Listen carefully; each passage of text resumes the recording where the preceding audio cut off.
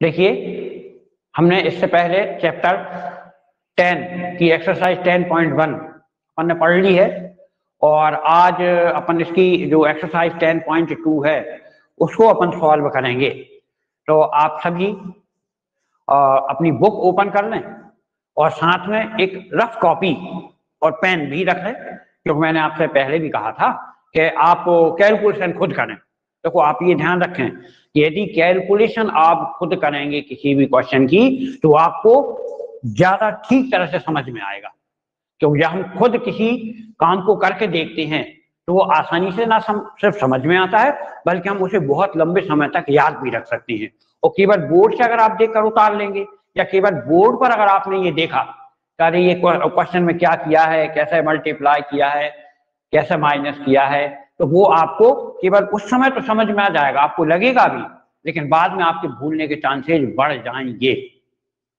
तो बेटर है कि हम यहाँ उसको बेसिकली जितना उसमें रूल्स या जो भी कुछ थ्योरम्स लगी हुई हैं वो हम लगाएंगे, उसके बाद उसको सॉल्व आप करेंगे तो ज्यादा बेटर होगा। तो आप अपनी बुक ओपन कर लें और इसमें एक्सरसाइज 10.2 निकाल लें, जो कि पेज नंबर 236 हिंदी मीडियम में और इंग्लिश मीडियम में पेज नंबर 213 पर दिया हुआ है। तो आपने अपनी बुक ओपन कर ली है ना और एक्सरसाइज 10.2 निकाल दिया है। तो जब हम इसको शुरू करें उसके पहले आप उसके क्वेश्चन को रीड करो, क्वेश्चन को पढ़ के देखो, क्योंकि ये कहा जाता है कि यदि आपने क्वेश्चन को पढ़कर समझ लिया तो आप ये मान लें कि आपका 50% क्वेश्चन सॉल्व हो गया। भाई, कैलकुलेशन तो आपको पहले से ही आता है, आप 9 साल से मैथ्स पढ़ रहे हैं, 9th क्लास तक आपने मैथ पढ़ा है, तो निश्चित है कि कैलकुलेशन आपको करना बहुत इजी होगा। बस प्रॉब्लम होती है आपको क्वेश्चन को समझने में। तो आप क्वेश्चन को रीड करें, क्वेश्चन को पढ़ें, जैसा उन्होंने कहा है वैसा आप उसमें डायग्राम बनाएं। डायग्राम बनाने के बाद आप देखेंगे कि आपको बहुत इजीली ये क्वेश्चन आपसे बन जाने वाला है। चलो अपना शुरू करें क्या, ठीक है ना। देखिए, आप क्वेश्चन नंबर फर्स्ट को ही अपन एक बार रीड करते हैं और फिर जैसा उन्होंने कहा है वैसा अपन डायग्राम बनाते हैं। तो देखो, उन्होंने ये कहा है एक बिंदु Q से, मतलब एक बिंदु Q दिया है, से एक वृत्त पर स्पर्श रेखा की लंबाई 24 सेंटीमीटर है। मतलब उन्होंने अपन को एक वृत्त दिया है, उस वृत्त के बाहर उन्होंने अपन को एक बिंदु Q दिया है और वहां से उन्होंने एक स्पर्श रेखा टेंजेंट लाइन अपन को ड्रा करना है। देखो, from a point Q the length of the tangent to a circle is 24 centimetre. तो अब इतना सा केवल अपन ने पढ़ा और इतने का ही अपन डायग्राम बना लें। तो देखो, उन्होंने क्या कहा था, अपन को एक उन्होंने सर्कल दिया हुआ था और निश्चित है कि जब हम कोई सर्कल लेंगे तो उसमें हमको एक सेंटर भी लेना होता है। तो इसका सेंटर हो गया और इसको अपन ने नॉर्मली O नाम दे दिया है। उन्होंने क्या कहा कि बिंदु Q से वृत्त पर स्पर्श रेखा की लंबाई, मतलब आपको एक इस वृत्त के बाहर, सर्कल के बाहर आपको एक बिंदु Q लेना है और उस बिंदु Q से वृत्त पर आपको स्पर्श रेखा टेंजेंट लाइन ड्रा करना है। चलिए अपन यहां से एक स्पर्श रेखा या टेंजेंट लाइन अपन यहां से ड्रा करते हैं। तो ये आपकी स्पर्श रेखा या टेंजेंट लाइन हुई, इसको आपने क्या नाम दे दिया था, Q। अब जैसा कि देखो प्रश्न में उन्होंने कहा था कि from a point Q the length of the tangent to a circle is 24 centimetre. तो ये इसकी जो लेंथ है ये कितनी है, 24 सेंटीमीटर है, ये आपको दिया हुआ है। अब इसके बाद अपन देखें तो उन्होंने कहा है कि and the distance of Q from the centre, है ना, distance of Q from the centre, मतलब सेंटर से ये Q तक का जो डिस्टेंस है ये उन्होंने कितना दिया है, 25 सेंटीमीटर दिया हुआ है। लिखा है ना कि तथा Q की केंद्र से दूरी 25 सेंटीमीटर है। तो Q की ये जो केंद्र से दूरी है ये कितनी है, 25 सेंटीमीटर है।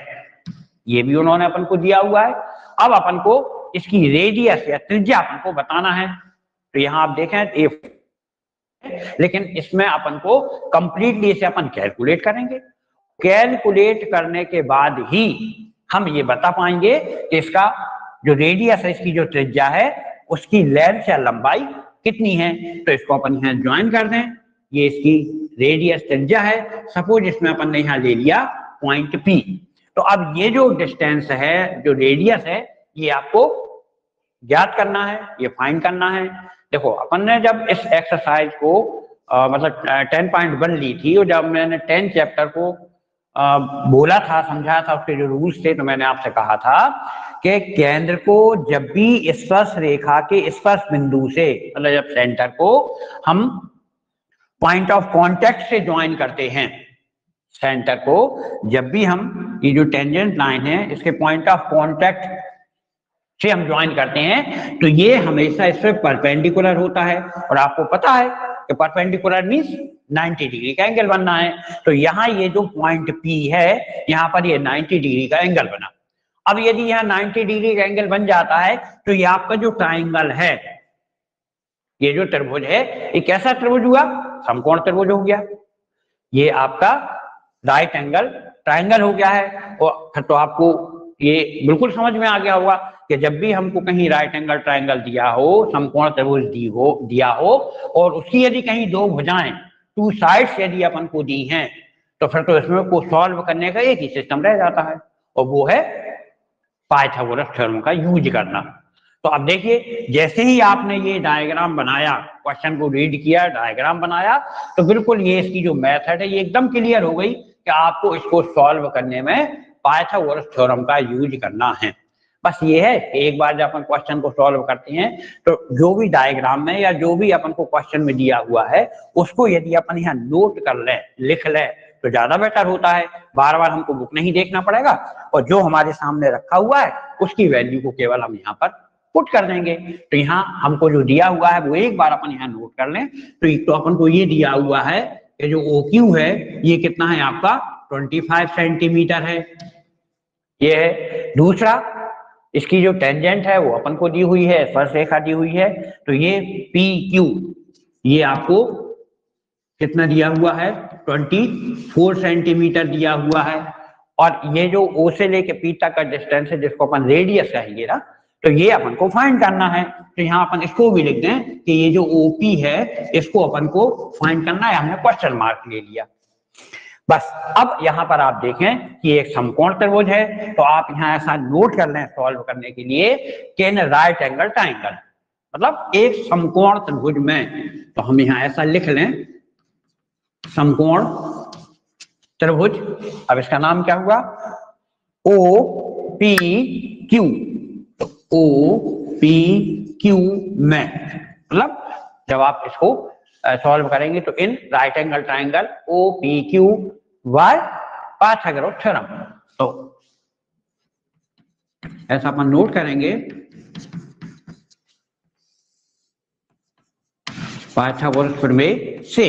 अब आपने पाइथागोरस की थ्योरम जो है वो पढ़ी हुई है, तो यहाँ अपन उसको क्या होता है अपन का h² hypotenuse square equal to P square perpendicular square plus B² base square.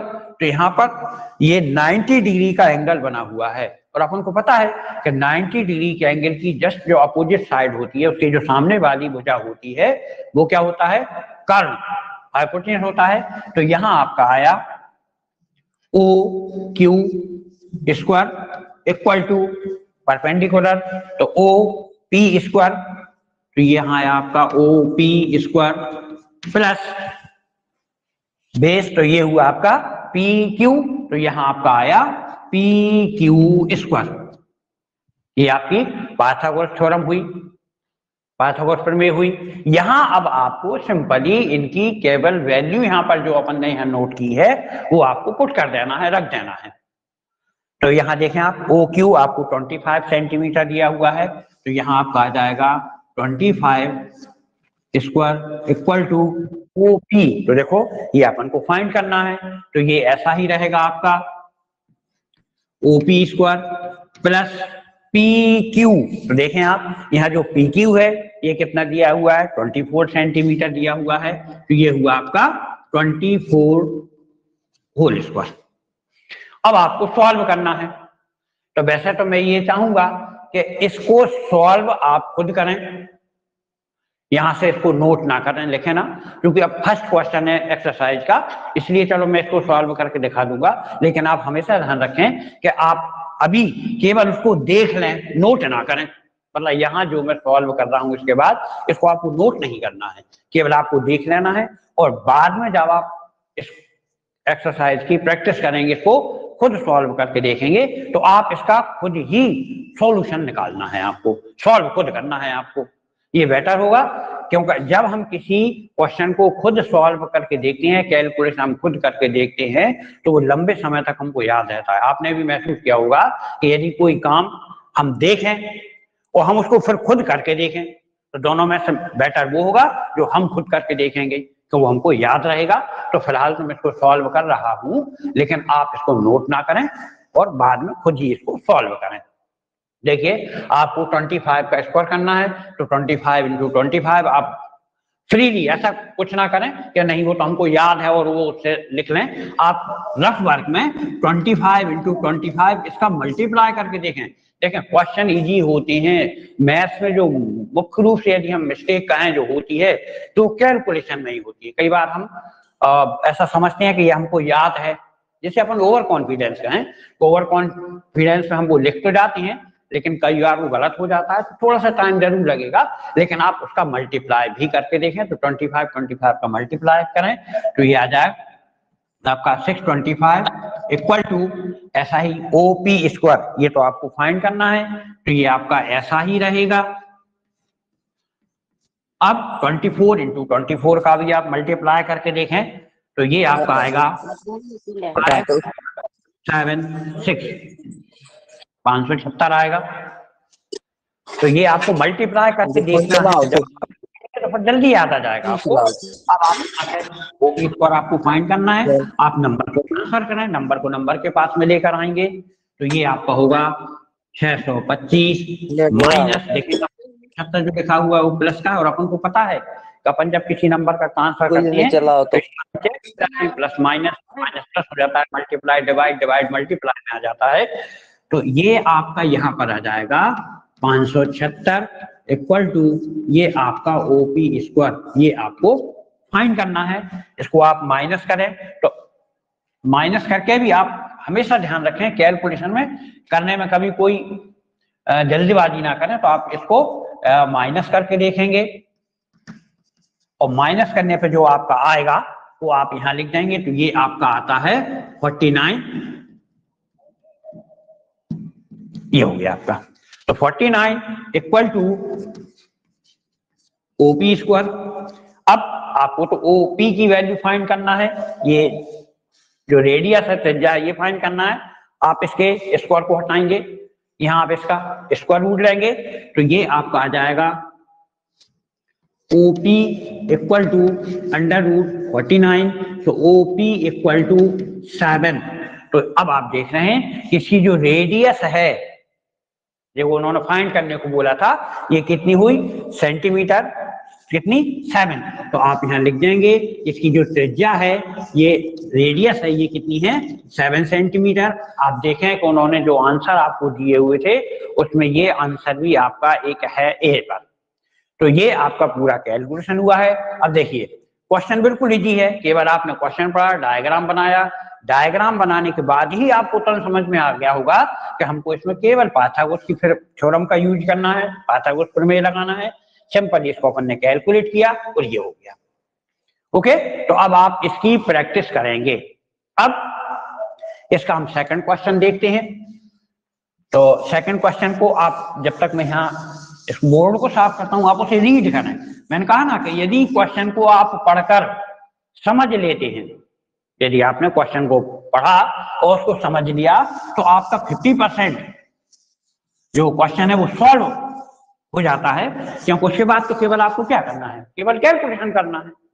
देखिए, एक बार अपन क्वेश्चन को देख लें। उन्होंने ये कहा है, आकृति 10.111 में यदि TQ केंद्र O वाली किसी वृत्त पर 2 स्पर्श रेखाएं, मतलब यहाँ आपको अभी देखो जैसे अपन ने इससे पहले वाला किया था, एक ही स्पर्श रेखा दी हुई थी, लेकिन यहाँ उन्होंने स्पर्श रेखाएं कितनी दी है, 2 दी हैं। तो स्पर्श रेखा इस प्रकार है कि कोण POQ बराबर 110 डिग्री है, तो अपन को PTQ जो कोण है वो अपन को एक ऐसे पता करना है। यहाँ भी उन्होंने उसके 4 आंसर दिए हुए हैं, बट अपन इसको सॉल्व करके देखेंगे।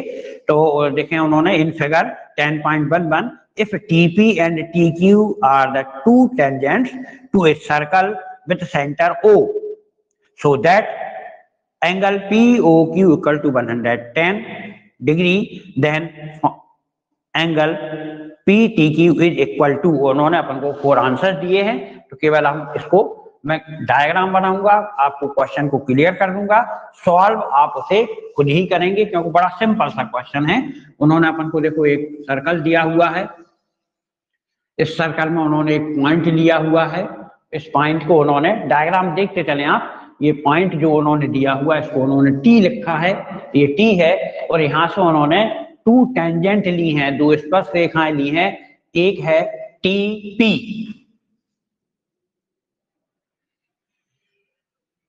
ये एक स्पर्श रेखा है, इसको उन्होंने TP कहा है, और दूसरी उन्होंने जो टेंजेंट लाइन ली है वो है TQ।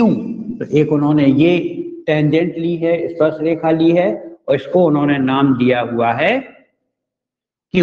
तो ये पॉइंट Q है, ये पॉइंट P है। डायग्राम में उन्होंने सेंटर O लिया है और O से T, ये P और Q को ज्वाइन कर दिया है, ऐसा मिला दिया है।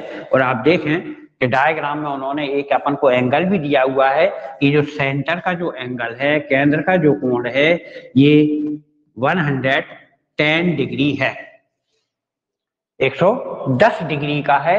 अब आपको उन्होंने क्या फाइंड करने को बोला है? PTQ, PTQ ये वो एंगल है जो आपको ज्ञात करना है, फाइंड करना है। अब जैसे ही डायग्राम बना तो तुरंत आपको डायग्राम बनने के बाद में ये तो समझ में आ गया होगा कि ये एक चतुर्भुज बन गया। देखिए ये एंगल P है, ये एंगल O है, ये एंगल Q है और ये एंगल T है, जिसमें से एंगल T अपन को फाइंड करना है, ज्ञात करना है। अब आपको पता है कि जब भी हम सेंटर को पॉइंट ऑफ कांटेक्ट से ज्वाइन करते हैं, उसका जो स्पर्श बिंदु होता है उससे जब हम इसे मिलाते हैं तो ये इस पर परपेंडिकुलर होता है, और एंगल यहाँ कितने का बनता है? 90 डिग्री का बनता है। तो आप देखें तो ये आपको एक एंगल पता है कि ये कितने का है? 90 डिग्री का है। ऐसा ही यहां भी अपन ने सेंटर को पॉइंट ऑफ कांटेक्ट से ज्वाइन किया है, तो आप देखें यहां पर भी कितने का एंगल बना? ये आपका 90 डिग्री का एंगल हो गया, तो ये भी 90 डिग्री एंगल है।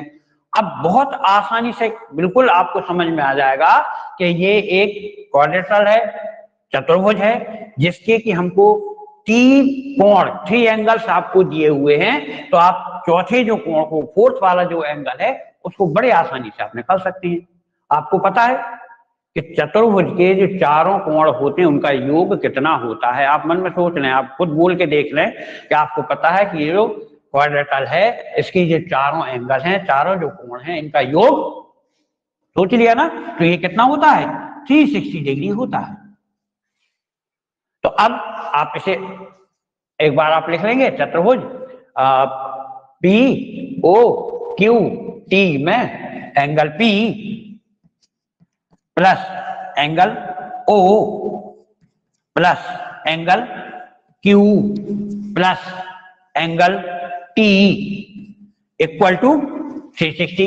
अब देखिए इसकी वैल्यू आपको पता है, ये एंगल O आपको पता है और एंगल Q भी आपको दिया हुआ है। आप इन तीनों की वैल्यू रखेंगे, इनको प्लस करेंगे, ट्रांसफर करेंगे, और आपकी एंगल T जो उन्होंने पूछा है कि एंगल PTQ ये कितने डिग्री का है, ये बहुत आसानी से आप निकाल पाएंगे। तब बताओ क्या ये क्वेश्चन कठिन है? ये तो बिल्कुल वो क्वेश्चन हो गए जो आपने 6th-7th क्लास में किए थे। तो इतना ही इजी है ये चैप्टर, कहीं कोई आपको प्रॉब्लम नहीं आना है। बस ये है कि बस एक बार आप इसको सॉल्व खुद जरूर करके देखें, अदरवाइज बड़ी आसानी से आपको आता जाएगा। ओके, तो ये क्वेश्चन पूरा हुआ। अब ऐसा ही अगला क्वेश्चन है, उसको भी एक बार हम आपको पढ़कर डायग्राम बनाकर मैं दिखा दे रहा हूं, बट सॉल्व आप करेंगे। है ना। ये ध्यान रखें आप कि आप खुद सॉल्व करेंगे तो आपको ज्यादा बेटर होगा, आप बहुत समय तक उसको भूल नहीं पाएंगे। और हमेशा ये कहा जाता है कि अभी आप यदि किसी क्वेश्चन को आप खुद सॉल्व करके देखोगे और बाय द वे यदि कहीं वो आपको एग्जाम में आ जाता है वो क्वेश्चन जो आपने करके देखा है, तो ऑटोमेटिकली वहां ऐसा होता है कि आप थोड़ा सा ही क्वेश्चन करेंगे, फिर आपको अपने आप लगता है कि हाँ अगले स्टेप ये आएगा, अगला स्टेप ये आएगा, तो जल्दी भी हो जाता है और आपको कहीं कोई मिस्टेक भी नहीं होती है। तो हमेशा क्वेश्चन को तो आप सॉल्व करके ही देखें। ये मैथ को कभी भी हिंदी या सोशल साइंस जैसा अपन पढ़ते हैं ना कि बस एक बार केवल अपन ने देख लिया कि इसमें क्या क्या किया है, ऐसा नहीं पढ़ना चाहिए। कभी भी मैथ्स को जब अपन पढ़ें, मैं क्लास में भी हमेशा आपसे बोलता हूं, तो आप उसको करके देखें। यदि आप करके देखेंगे तो आपको बड़े लंबे समय तक वो याद रहेगा और उसमें कोई मिस्टेक नहीं होगी। तो देखें अपन इसका थर्ड क्वेश्चन भी देख ले रहे हैं।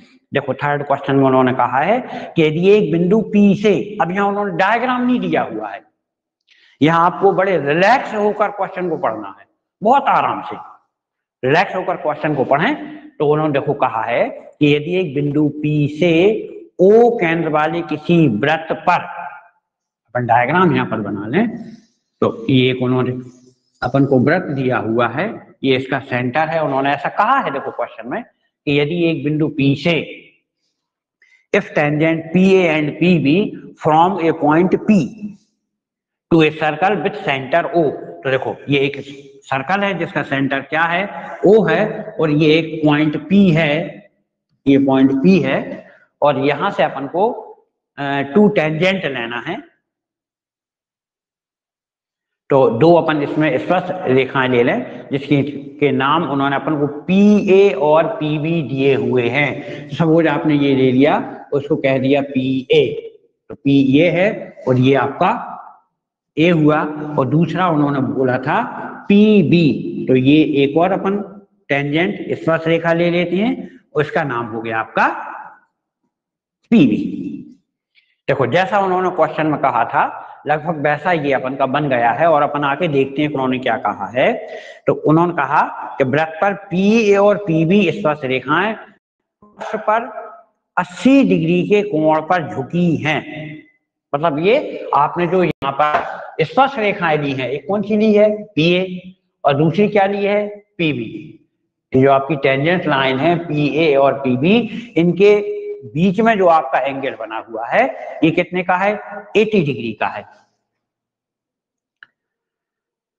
If tangent PA and PB from a point P to circle with centre O are inclined to each other at angle of 80 degree, तो यहां अपन ने ले लिया कि ये कितना है, 80 डिग्री का है। यहां अपन ने ये लिख दिया कि ये 80 डिग्री का है, डायग्राम में अपने लिख लिया।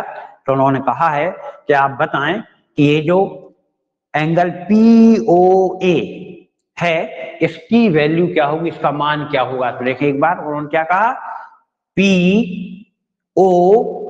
देखो अब POA आपको यहाँ ऐसा कोई एंगल नहीं दिख रहा है, तो जैसा उन्होंने कहा है वैसे आप ज्वाइन करेंगे। तो उन्होंने कहा कि PO, ये अपन ने इसको ज्वाइन किया A, ये जैसा उन्होंने कहा था बस पर 80 डिग्री के कोण पर झुकी हैं, तो कोण POA बराबर है। अब आपको POA ये आपको ज्ञात करना है कि ये कितना है।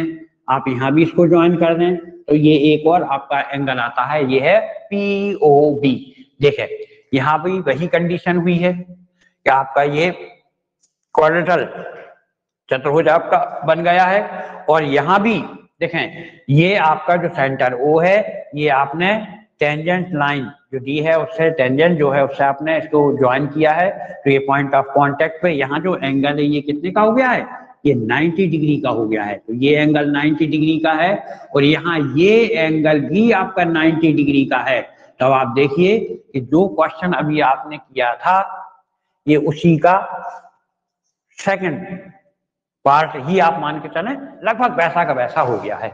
तो अब आप उसी सिस्टम को ध्यान में रखते हुए आप इसको इजीली सॉल्व करेंगे, और इसके जो आंसर्स आपको दिए हुए हैं ये आपको मिल जाएंगे।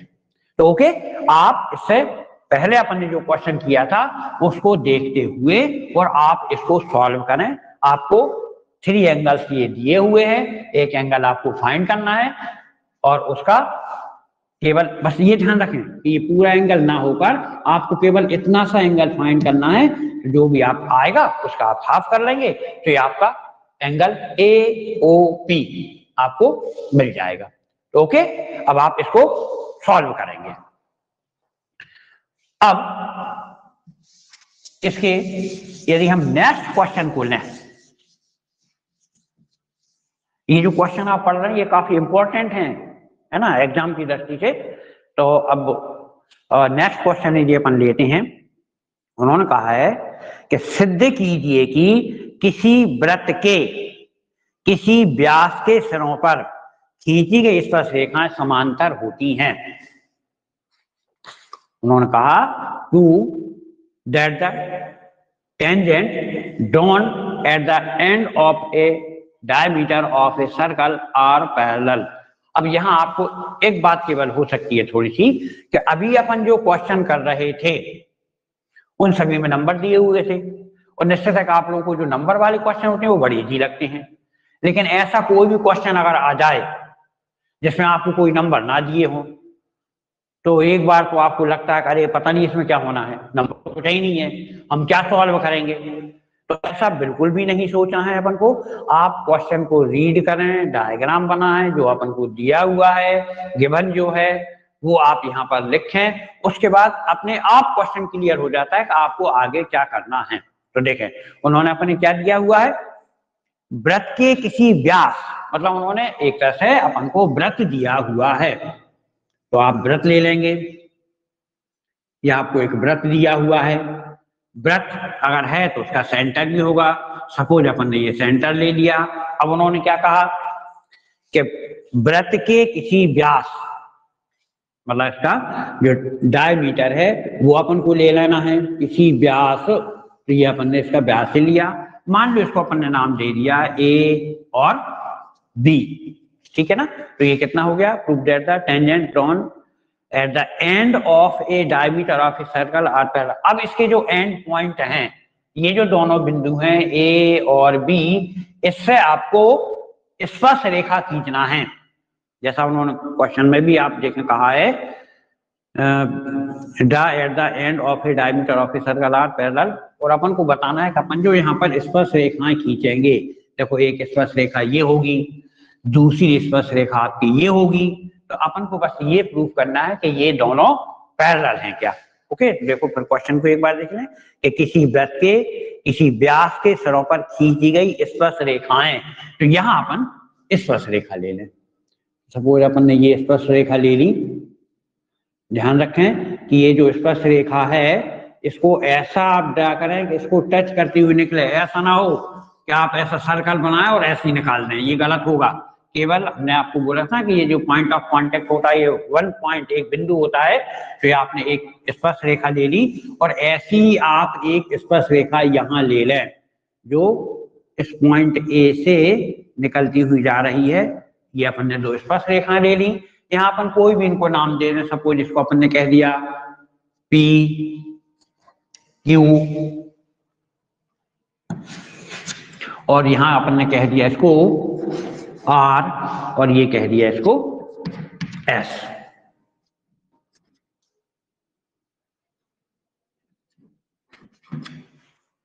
ये आपकी स्पर्श रेखाएं हो गई हैं। अब आपको ये प्रूफ करना है कि ये दोनों लाइन है ये कैसी हैं, पैरेलल हैं। तो हमेशा जब आप ऐसे क्वेश्चन को करें तो ये देख लें कि आपको क्या क्या दिया हुआ है। तो यहाँ क्वेश्चन को अपन देखें तो यहाँ लिख दें गिवन दिया है, इंग्लिश में आप लिखेंगे तो गिवन। देखिए अब आप प्रश्न को देखें, उन्होंने अगर अपन प्रश्न को पढ़ के देखें तो उनको मतलब उन्होंने अपन को एक वृत्त दिया है, वृत्त में एक केंद्र है, व्यास है और 2 आपको स्पर्श रेखा हैं। तो यहां अपन लिखेंगे दिया है मैं एक वृत्त जिसका केंद्र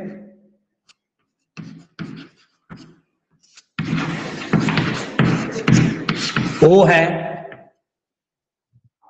व्यास ए बी के बिंदु ए व बी पर स्पर्श रेखाएं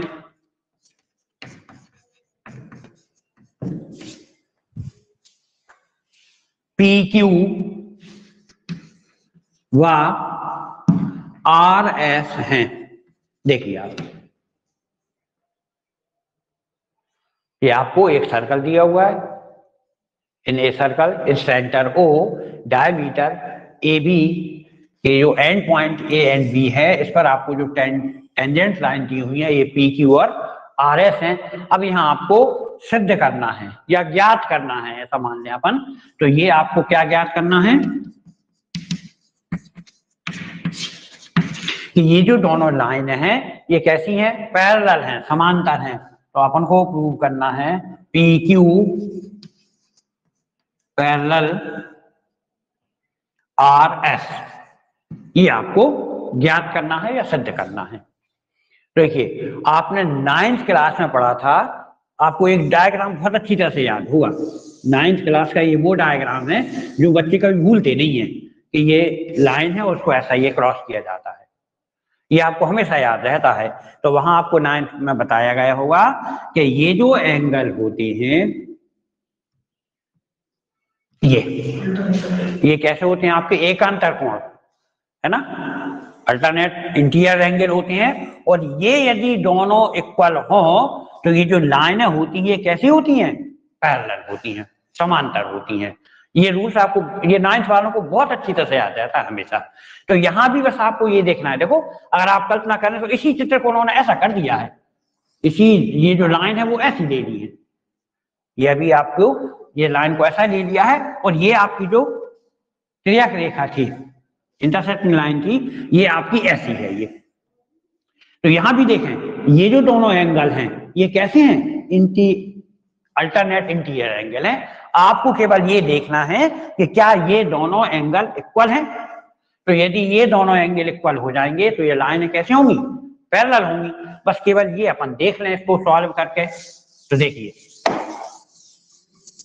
यहां जैसा कि हम पहले पढ़ चुके हैं कि हम सेंटर को जब भी आप पॉइंट ऑफ कांटेक्ट से ज्वाइन करते हैं तो वहां हमेशा कितने का एंगल बनता है, 90 डिग्री का एंगल बनता है। तो देखिए उस ओ को जब आपने ए से ज्वाइन किया है, ये पॉइंट ऑफ कांटेक्ट से ज्वाइन किया, तो ये आपका एंगल कितने का है, 90 डिग्री का है, ये भी 90 डिग्री का है। सेम कंडीशन यहाँ भी यही है कि जब आपने ओ को बी से ज्वाइन किया है तो ये भी पॉइंट ऑफ कांटेक्ट है। तो सेंटर को जब भी पॉइंट ऑफ कांटेक्ट से आप ज्वाइन करेंगे तो जो एंगल है ये कितने के होंगे, यहाँ पर 90 डिग्री के होंगे। तो ये जो एंगल है ये कितने के हैं, 90 डिग्री के हैं।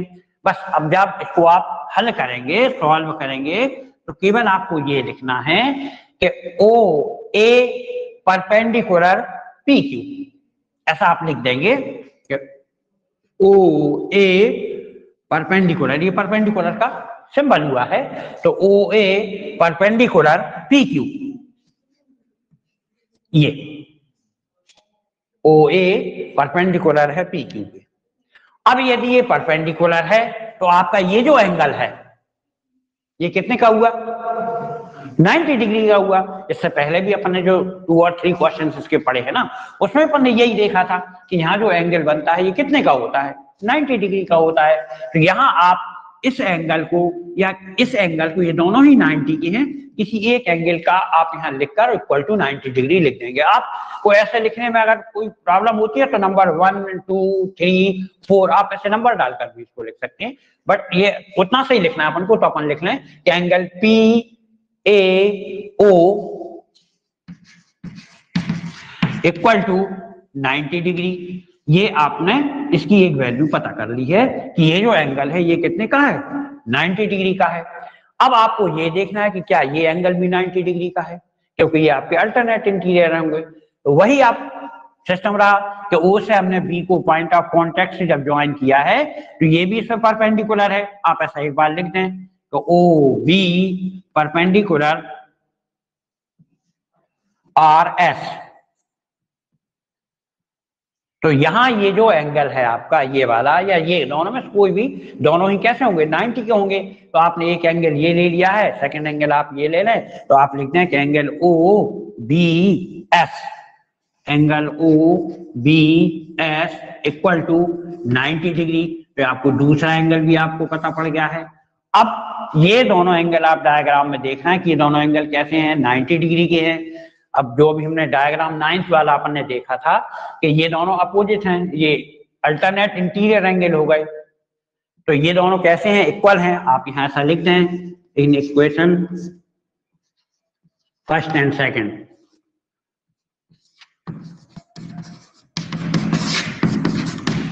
Angle PAO equal to angle OBS equal to 90 degree.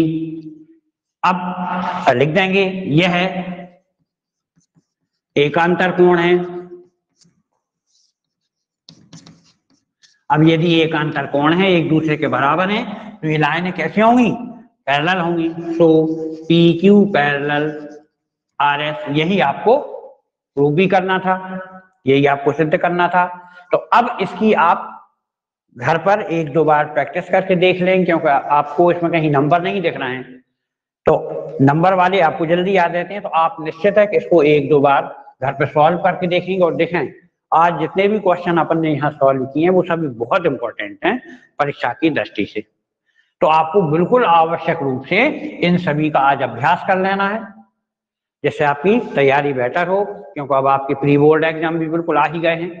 तो आपको इनका अभ्यास करना है, ठीक है। और इसके बाद जब हम अगली क्लास में आपको मिलेंगे तो इसके जो रिमेनिंग क्वेश्चन है, जो शेष क्वेश्चन है, उसको हल करके देखेंगे।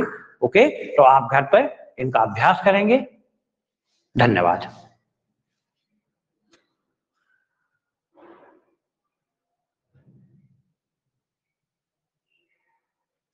आज तो कोई डिस्टर्ब नहीं हुआ। तो ये हम बताएं, ये फिर वही हुआ कि जो कोहरे वगैरह के कारण